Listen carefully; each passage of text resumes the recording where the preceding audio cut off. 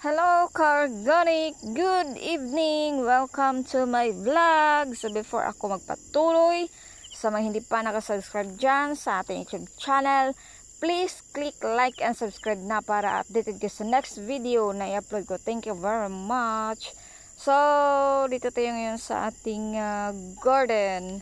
Meron tayong ito, yung amaranth or giant na colitis. Yung giant gani. Ayan yung puno niya. Wait lang. Tingnan natin yung puno niya. Wait lang. So ito ipamature ko siya, and then pag mature na, ibilad ko, and then kunan na naman ng similya para itanim ulit. Ayan. So yan yung puno niya.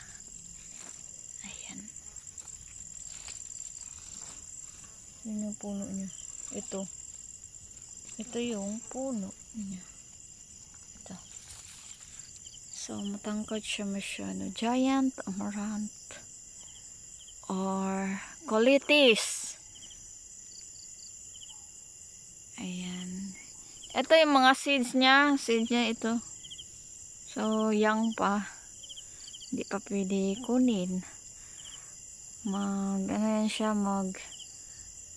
dark green pag marami ng seeds. So yun yung hintayan natin, yung mag-produce siya ng seeds, maraming seeds, kasi kunan natin siya ng similya. Ayan, ito marami na ito siya pag pag i-harvest. So yun lang muna for today's video. Thank you for watching and see you to my next vlog. Go Organic Amaranth or Colitis.